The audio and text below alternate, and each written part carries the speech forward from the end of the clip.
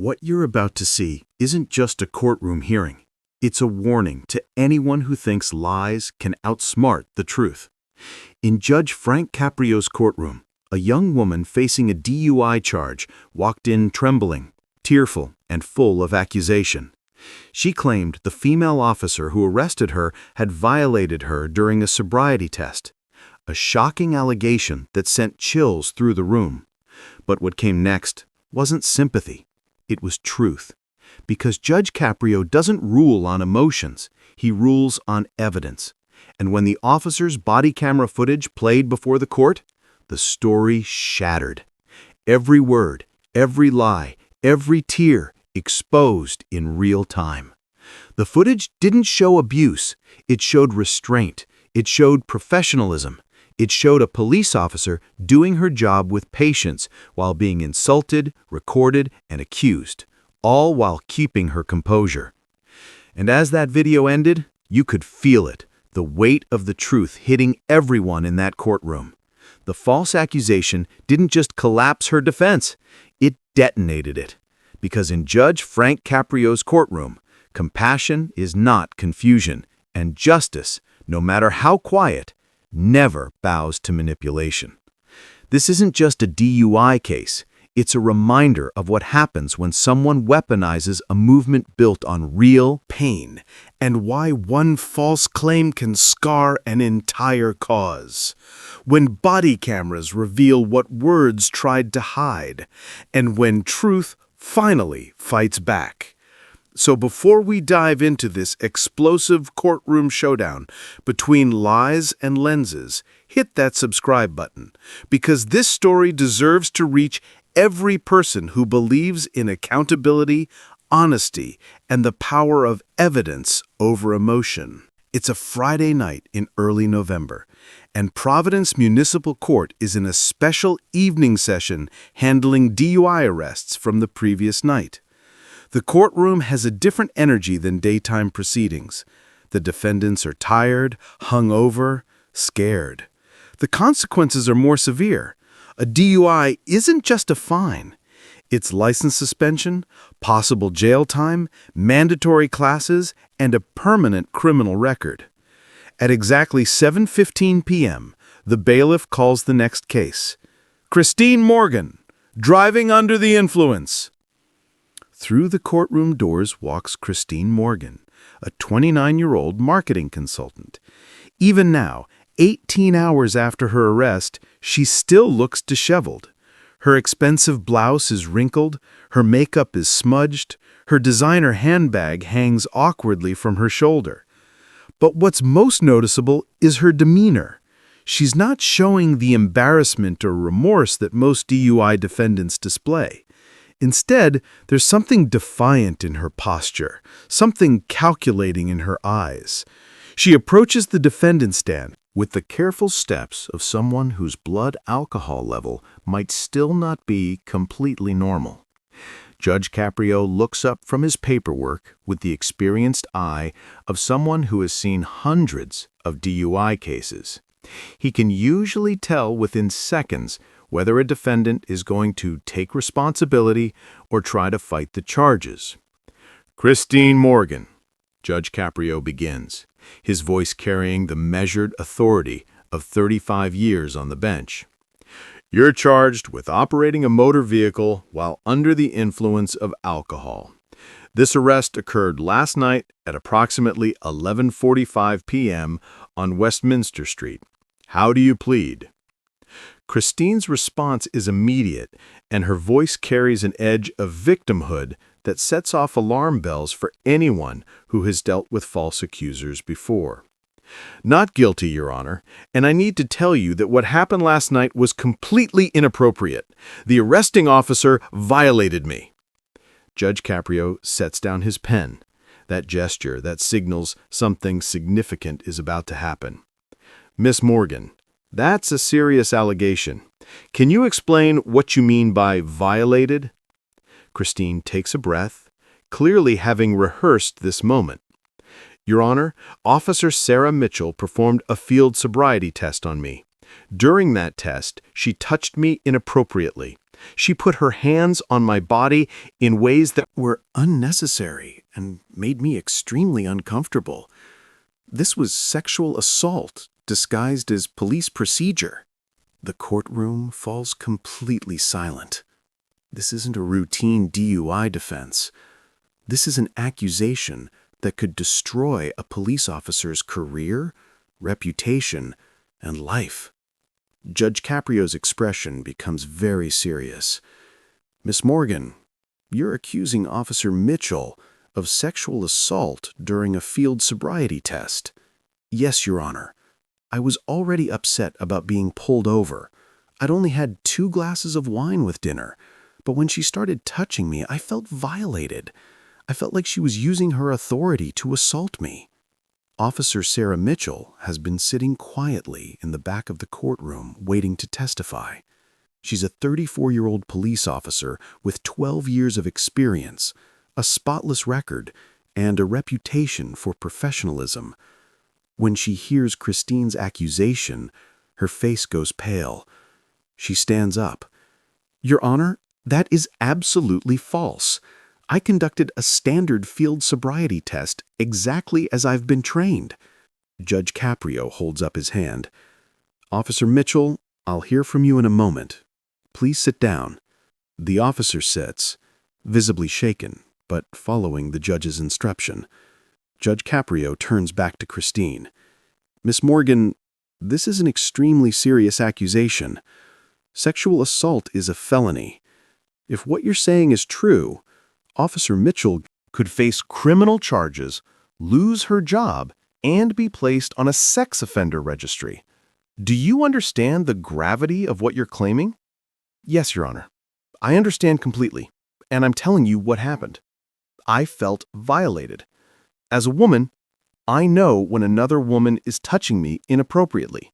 Subscribe to Judge Stories if you believe false accusations destroy innocent lives and make it harder for real victims to be heard. Judge Caprio leans forward, his full attention on Christine. Miss Morgan, I want you to tell me exactly what happened last night. Every detail. Start from when Officer Mitchell pulled you over. Christine speaks with practiced confidence. I was driving home from a dinner with clients. It was a business dinner. We had wine, but I wasn't drunk. I was completely fine to drive. Officer Mitchell pulled me over on Westminster Street. When she came to my window, she immediately accused me of being intoxicated. Why did she pull you over? She said I crossed the center line, but I don't remember doing that. I was just driving normally. Officer Mitchell claimed you crossed the center line. Yes, Your Honor, but I think she was profiling me.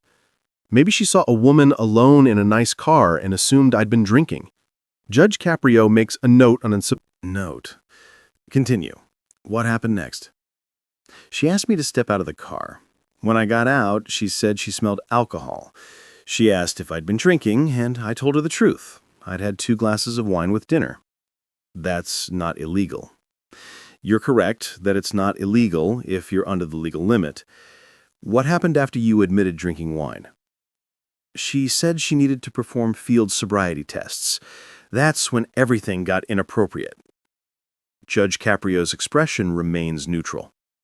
Describe exactly what happened during these tests, Ms. Morgan, and I need you to be very specific.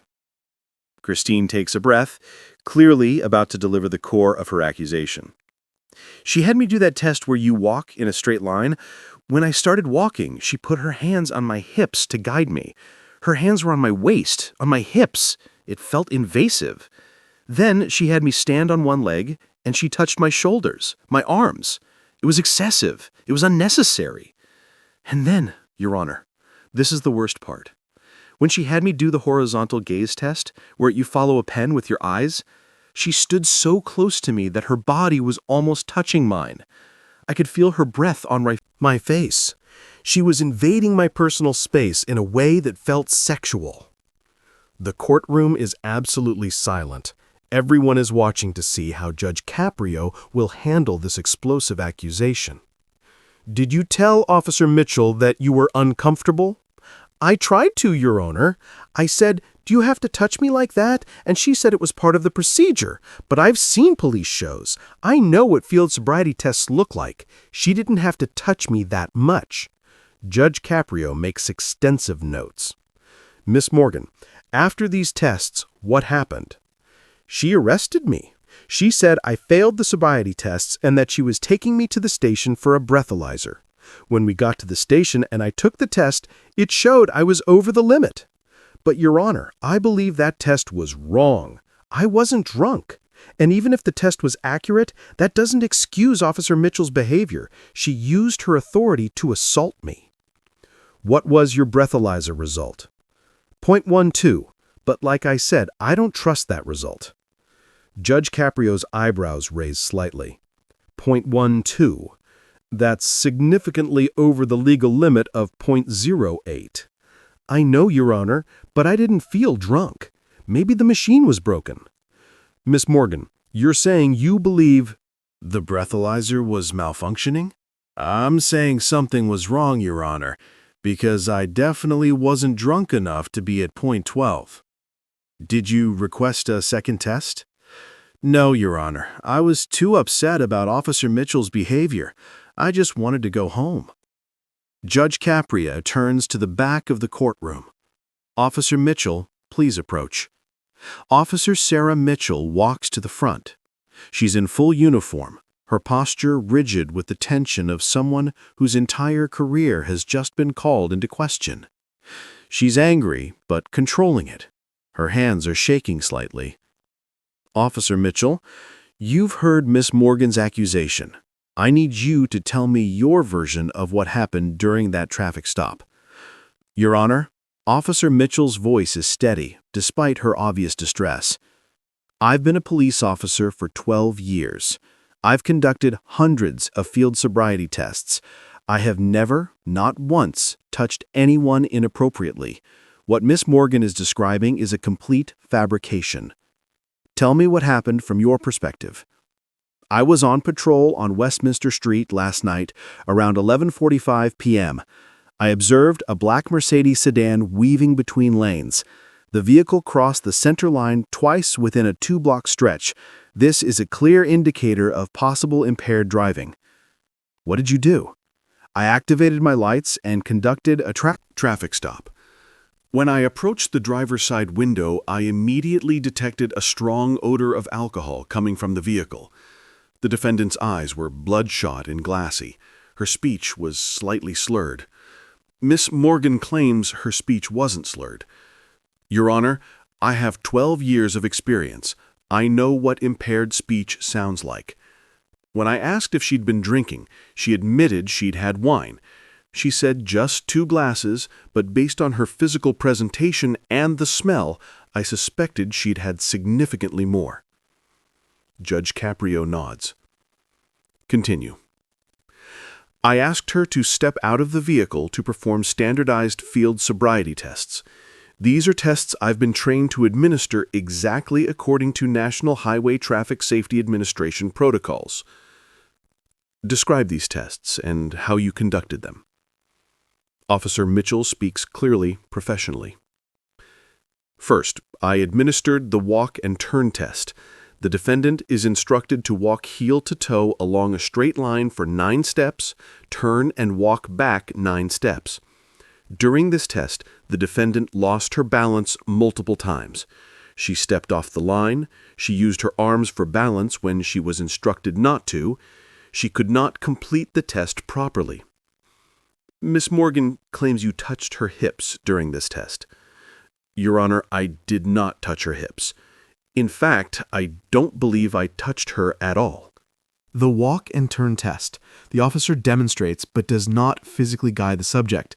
The entire point is to see if they can follow instructions and maintain balance on their own. I stood several feet away and observed. I never touched her during this test. Judge Caprio makes a note. What was the second test? The one-leg stand test. The subject is instructed to stand on one leg and count out loud. The defendant could not maintain her balance for more than 3 seconds before putting her foot down. She swayed significantly. She used her arms for balance. These are all indicators of impairment. And during this test, did you touch her? I stood approximately 4 feet away from the defendant during this test. I did not touch her shoulders or arms as she claims. Again, the entire point of the test is to observe their ability to balance without assistance. Any physical contact would invalidate the test results. And the third test, the horizontal gaze nystagmus test. This is where I hold a pen or a small object and have the subject follow it with their eyes while keeping their head still. This test checks for involuntary eye movements that occur when someone is intoxicated. Ms. Morgan claims you stood too close to her, that your body was almost touching hers. Your Honor, the HGN test requires the officer to hold the stimulus approximately 12 to 15 inches from the subject's nose and slightly above eye level.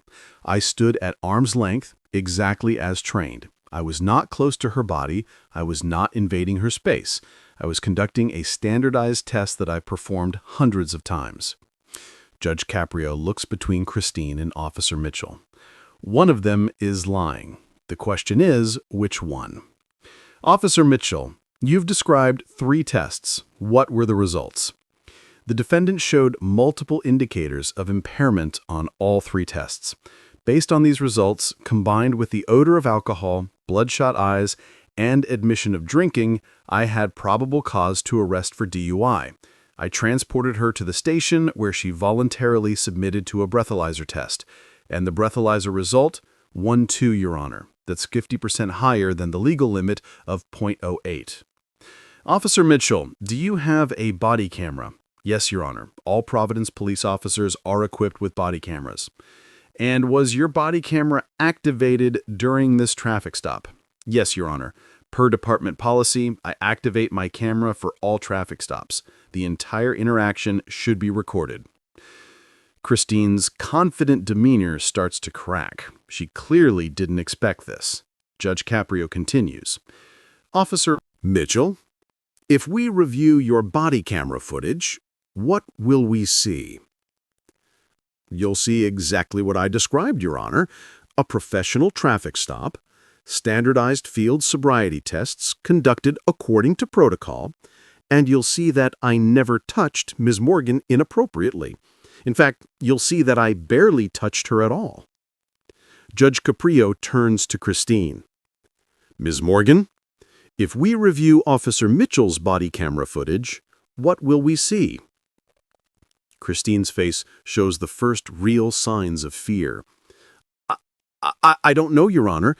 I didn't know she had a camera. Most police officers have body cameras these days. So if your allegation is true, that Officer Mitchell touched you inappropriately, that should be captured on video, correct? I guess so, Your Honor. You guess so. Ms. Morgan, you made a very specific accusation. You said Officer Mitchell put her hands on your hips, touched your shoulders and arms excessively, and stood so close that her body almost touched yours. If that happened, it will be on video, correct? Yes, Your Honor. Judge Caprio turns to the prosecutor. I'm ordering Officer Mitchell's body camera footage from this traffic stop to be reviewed immediately. Can you have that footage available? The prosecutor nods. Your Honor, I can have it loaded within 10 minutes. We'll wait. The courtroom sits in tense silence. Christine is no longer looking confident. She's staring at her hands, clearly realizing that her calculated accusation is about to be completely destroyed by video evidence. Officer Mitchell stands at attention, vindicated but still shaken. 10 minutes later, the body camera footage loads on the courtroom monitors. Everyone can see it. Judge Caprio, the prosecutor, Christine, Officer Mitchell, and everyone in the gallery. The footage begins with Officer Mitchell's perspective as she sits in her patrol car. On the video, she spots the black Mercedes weaving. Vehicle ahead is crossing center line, she says into her radio, documenting the observation, initiating traffic stop. The perspective shifts as she exits her vehicle and approaches the Mercedes. Through the body camera, everyone can see Christine in the driver's seat. Her eyes are indeed glassy. When she speaks, her words are noticeably slurred. "Good evening, ma'am." Officer Mitchell's voice is professional, friendly. "I'm Officer Mitchell with Providence Police. The reason I stopped you is I observed your vehicle crossing the center line. Have you been drinking tonight?" Slightly to open her door, then stepping out. Officer Mitchell takes several steps back, maintaining distance. "Ma'am, I'm going to have you perform some field sobriety tests. First, the walk and turn test." The camera captures Officer Mitchell demonstrating the test. She walks a straight line, heel to toe, then turns and walks back. She never touches Christine. "Now, I need you to do the same thing," Officer Mitchell instructs. The footage clearly shows Christine attempting the walk and turn test. She immediately steps off the imaginary line. She loses her balance. She waves her arms to steady herself. And crucially, Officer Mitchell is standing at least 6 feet away. She never touches Christine's hips. She never touches her at all. "Okay, next test," Officer Mitchell's voice continues. "One leg stand. I need you to stand on one leg, raise the other foot approximately 6 inches off the ground, and count out loud." The footage shows Christine attempting this test. She can barely maintain balance for 3 seconds before putting her foot down. She sways dramatically, and again, Officer Mitchell is standing several feet away. No touching, no physical contact whatsoever. "Final test," Officer Mitchell says. "Horizontal gaze nystagmus. I need you to keep your head still and follow this pen with your eyes only." The footage shows Officer Mitchell holding a pen. Mitchell holding a pen at arm's length from Christine's face. The distance is clearly about 12 to 15 inches, exactly as protocol requires. Officer Mitchell's body is not close to Christine's. There is no invasion of personal space. The pen moves slowly left and right, and even through the body camera, Christine's eye movements show clear nystagmus, the involuntary jerking that indicates intoxication. "Ma'am, based on these tests, I have probable cause to believe you're operating a vehicle while intoxicated. You're under arrest for DUI." The footage shows Officer Mitchell handcuffing Christine with completely professional technique. At no point during the entire video is there any inappropriate touching. At no point does Officer Mitchell invade Christine's space. At no point is there anything that could even remotely be interpreted as sexual assault. The footage ends. The courtroom is dead silent. Everyone just watched Christine's accusation get completely destroyed by objective video evidence. Judge Caprio's expression is stern. "Ms. Morgan, we just watched the entire traffic stop. At no point did Officer Mitchell touch you inappropriately. At no point did she invade your space. In fact, she maintained professional distance throughout the entire interaction. Do you have an explanation for this?" Christine's face is red. Tears are starting to form, but they're tears of embarrassment and fear, not genuine remorse. "Your Honor, I thought maybe—" "You didn't think maybe anything, Miss Morgan. You lied. You made a calculated false accusation against a police officer who was doing her job professionally." "I'm sorry, Your Honor. I was confused." "You weren't confused, Miss Morgan. You were drunk. The breathalyzer showed .12. That's not 2 glasses of wine. That's significantly impaired. And when you realized you were facing serious DUI consequences, you decided to try to avoid them by destroying Officer Mitchell's career and reputation with a false sexual assault allegation." Judge Caprio stands up, his full judicial authority on display. "Miss Morgan, do you have any idea what you've done? Do you understand that false accusations like yours make it harder for real victims of sexual assault to be believed? Do you understand that you were willing to put Officer Mitchell on a sex offender registry, destroy her career, destroy her life, just to avoid a DUI charge?" Christine is crying now, but Judge Caprio isn't finished. Officer Mitchell has served this community for 12 years. She has a spotless record. She has a family. And you were willing to accuse her of one of the most serious crimes imaginable because you got drunk, drove a car, got caught, and didn't want to face consequences. Judge Caprio turns to Officer Mitchell. Officer, I apologize on behalf of this court. The body camera footage clearly shows you conducted yourself with complete professionalism. Your integrity is intact. Officer Mitchell nods, but her eyes are filled with tears. The emotional toll of being falsely accused is written all over her face. Thank you, Your Honor. But I need to say something. She turns to face Christine. Do you know what you almost did to me? I have a daughter. I coach her softball team. If your accusation had stuck, I would never be allowed near children again. I would lose my job, my reputation, everything I've worked for. And you were willing to do that to me because you didn't want a DUI on your record. The courtroom is absolutely silent as Officer Mitchell's words sink in.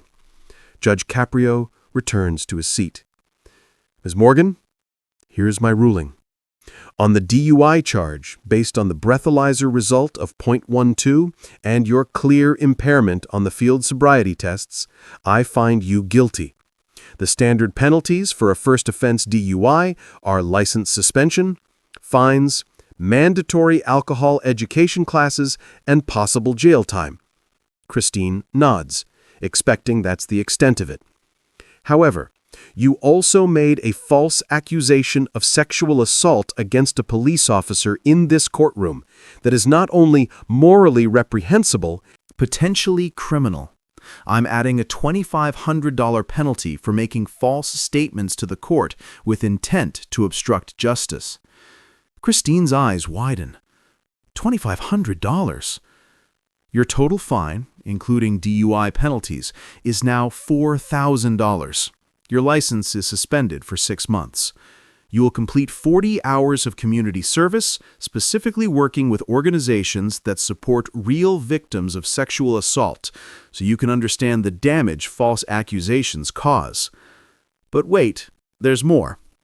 Additionally, I'm referring your case to the Rhode Island Attorney General's office to determine whether criminal charges for filing a false police report and attempting to obstruct justice should be filed. Your Honor, please, I didn't mean... Miss Morgan, you absolutely meant to. This wasn't a misunderstanding. This wasn't confusion from being drunk. You made a calculated decision to accuse Officer Mitchell of a heinous crime to avoid consequences for your own criminal behavior. Judge Caprio's voice becomes more intense. You need to understand something. Real women are sexually assaulted by people in positions of authority. Real victims struggle to be believed because of false accusers like you. When you cry wolf, you make it harder for real victims to get justice. Furthermore, you will write a formal public apology to Officer Mitchell, acknowledging that your accusation was completely false and that she conducted herself with total professionalism. That apology will be published in the Providence Journal and will become part of the permanent court record. Do you understand? Yes, Your Honor. Miss Morgan, do you understand that what you did could have destroyed an innocent woman's life? That body camera footage is the only reason Officer Mitchell isn't facing a criminal investigation right now. Yes, Your Honor. I'm so sorry. Your apology means nothing if you don't understand the gravity of what you attempted. You drove drunk, endangering everyone on the road. When you got caught, instead of taking responsibility, you tried to destroy a police officer's career with a false sexual assault allegation. That shows a level of selfishness and moral bankruptcy that is truly staggering. Judge Caprio addresses the courtroom. Let this be a lesson to everyone watching. False accusations are weapons. They destroy lives. They destroy careers. They destroy families. And they make it exponentially harder for real victims to be believed and to get justice. When you lie about sexual assault, you don't just hurt the person you're accusing. You hurt every real victim who will struggle to be believed because of liars like you. He turns back to Christine. Miss Morgan, you have 30 days to pay your fines. Your license suspension begins immediately. Your community service must be completed within 6 months. And your written apology to Officer Mitchell is due in 2 weeks. If you fail to comply with any of these requirements, you will face additional contempt of court charges. Do I make myself absolutely clear? Yes, Your Honor. Court is adjourned. The gavel comes down with finality.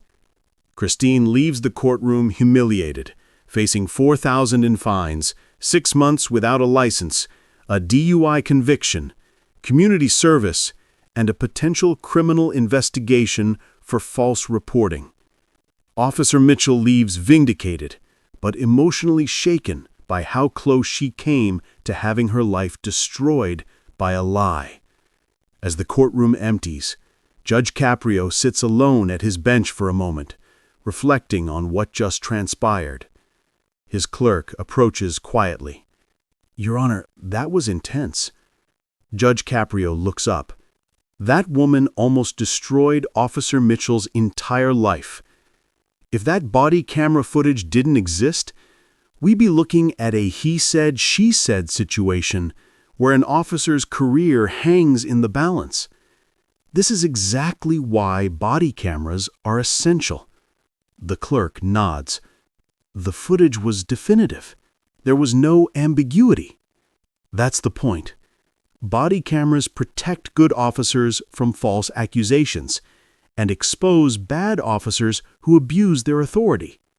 In this case, Officer Mitchell's professionalism was completely vindicated, but the emotional damage of being accused, that doesn't go away just because video proves you're innocent. 2 weeks later, Christine's formal apology appears in the Providence Journal.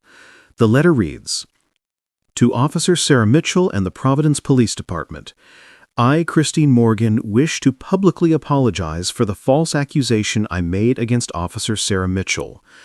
On the night of my DUI arrest, I falsely claimed that Officer Mitchell touched me inappropriately during a field sobriety test.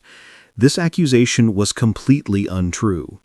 Body camera footage clearly shows that Officer Mitchell conducted herself with total professionalism throughout my traffic stop.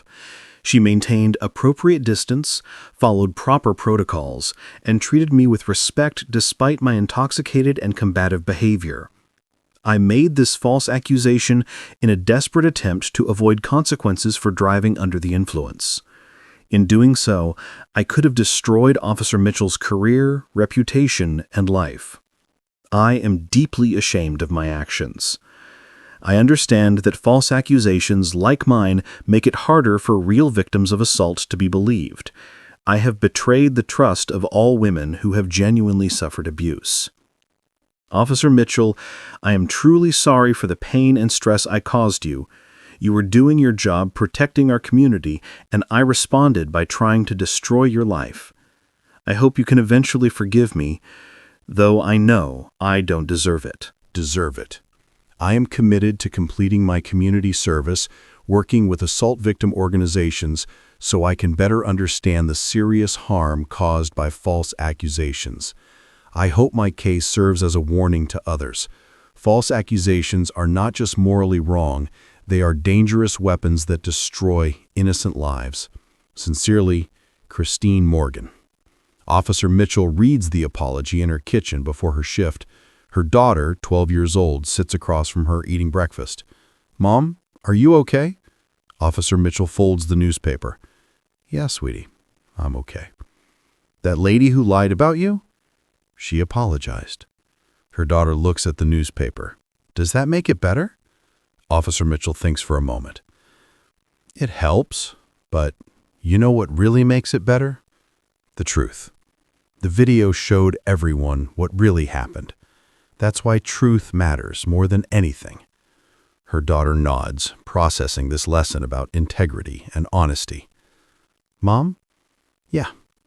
I'm proud of you for telling the truth, even when someone lied about you.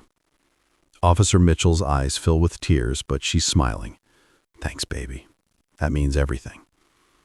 6 months later, Christine completes her community service requirement. She spent 40 hours working with a sexual assault support organization, listening to real victims share their stories of being assaulted and then struggling to be believed. The experience has given her a perspective she never had before. On her final day, the organization director sits down with her. "Christine, you've completed your hours, but I want to know, has this experience changed you?" Christine thinks carefully before answering. "Yes, completely. Listening to these women's stories, hearing how hard it is for them to be believed, understanding that my false accusation made their fight for justice even harder. I can't undo what I did, but I understand now why it was so wrong." The director nods. "What will you do with this understanding?" Christine looks at the wall covered with photos of survivors who've been through the program.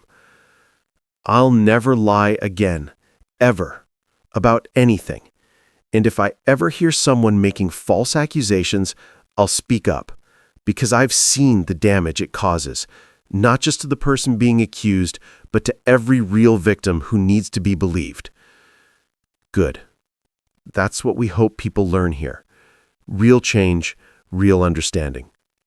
1 year after her court appearance, Christine has rebuilt her life. She hasn't touched alcohol since that night. She attends AA meetings 3 times a week. She volunteers regularly at the Assault Survivor Organization, where she completed her community service. She paid every fine, completed every condition, and served every hour required by law. But going beyond what her court conditions required, she's now a dedicated volunteer, a friend and advocate for other women who've been through a similar ordeal. The true transformation wasn't written in paperwork, it was written in character. Officer Mitchell still serves with the Providence Police Department. The false accusation left scars she'll never completely forget, yet it also became her armor. It reminded her, and everyone watching, that integrity doesn't need defense when the truth is on record. The body camera didn't just save her career, it saved her faith in justice. Now, she stands as one of the loudest voices for universal body cam adoption, teaching every young officer that transparency isn't weakness, it's protection. And at the center of it all stood Judge Frank Caprio, calm, unwavering, and fair. He didn't just clear a name, he restored the balance between compassion and accountability. He reminded the world that justice is not about punishment, it's about preservation of truth, of dignity, and of trust. Because when the gavel falls in his courtroom, it doesn't just close a case, it reopens faith in what justice can still be.